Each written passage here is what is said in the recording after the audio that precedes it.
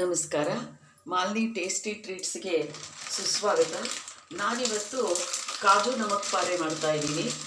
ಇದಕ್ಕೆ 2 ಪಾವು ಮೈದಾ ಹಿಟ್ಟು ತೊಗೊಂಡ್ಬಿಟ್ಟು ಈ ಸ್ಪೂನಲ್ಲಿ 4 ಸ್ಪೂನು ಚಿರೋಟಿ ರವೆ ಹಾಕ್ತಾ ಇದ್ದೀನಿ. ಇದಕ್ಕೆ ಆಮೇಲೆ 1 ಚಮಚ ಜೀರಿಗೆ ಹಾಕ್ತಾ ಇದ್ದೀನಿ. 1 ಸ್ಪೂನಷ್ಟು ಇಷ್ಟು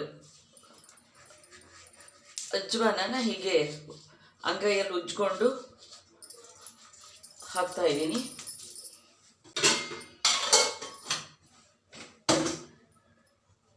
ಈಗ ಇದಕ್ಕೆ ಕಾಯಿಸ್ಕೊಂಡಿರೋ ಎಣ್ಣೆನ ಹಾಕ್ತಾ ಇದ್ದೀನಿ. ನೋಡಿ, ಈ ಥರ ಮುಷ್ಟಿಗಟ್ಟಬೇಕು. ಇಷ್ಟು ಎಣ್ಣೆ ಹಾಕ್ಕೊಂಡು ಈಗ ಕಲಸ್ಕೊಳ್ಳೋಣ. ಉಪ್ಪು ಹಾಕ್ತಾ ಇದ್ದೀನಿ.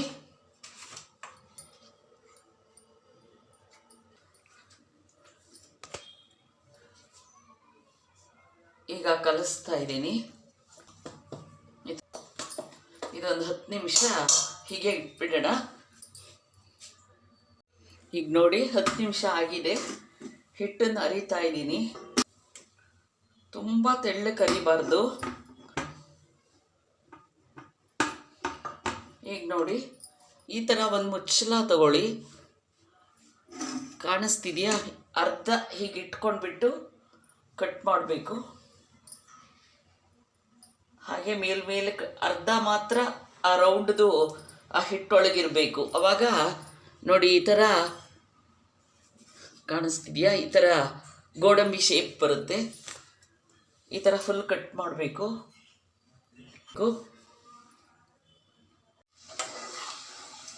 ಹಾಕಿದ್ದೀನಿ. 1 ಟೀ ಸ್ಪೂನ್ ಹಚ್ಮೆಣಸಿನ ಪುಡಿ, 1 teaspoon chaat masala, 1 teaspoon ಜೀರಿಗೆ ಪುಡಿ, 1 ಟೀ ಸ್ಪೂನ್ ಉಪ್ಪು. ಇದಿಷ್ಟನ್ನು ಸೇರಿಸಿಟ್ಕೊಂಡಿದ್ದೀನಿ. ಇದು ಗೋಲ್ಡನ್ ಬ್ರೌನ್ ಆದಮೇಲೆ ತೆಗೆದುಬಿಟ್ಟು ಅದರ ಮೇಲೆ ಹಾಕಬೇಕು. ನೋಡಿ ಎಷ್ಟು ಚೆನ್ನಾಗಿದೆ ಶೇಪು. ಒಳ್ಳೆ ಗೋಡಂಬಿ ಥರ ತುಂಬ ರುಚಿಯಾಗೂ ಇರುತ್ತೆ. ಹೀಗೆ ಉದುರಿಸ್ಬೇಕು. ಹೀಗೆ ನೋಡಿ, ರೆಡಿಯಾಗಿದೆ. ನೋಡಿ, ಕ್ರಿಸ್ಪಿಯಾದ ಕಾಜು ನಮಕ್ ಪಾರೆ ರೆಡಿಯಾಗಿದೆ. ತುಂಬ ಚೆನ್ನಾಗಿರುತ್ತೆ. ವಿಡಿಯೋ ನೋಡಿದ್ದಕ್ಕೆ ತುಂಬ ಧನ್ಯವಾದಗಳು. ಲೈಕ್ ಮಾಡಿ, ಶೇರ್ ಮಾಡಿ. ಸಬ್ಸ್ಕ್ರೈಬ್ ಆಗದೇ ಇದ್ದರೆ ಪ್ಲೀಸ್ ಸಬ್ಸ್ಕ್ರೈಬ್ ಮಾಡ್ಕೊಳ್ಳಿ. Thank you very much.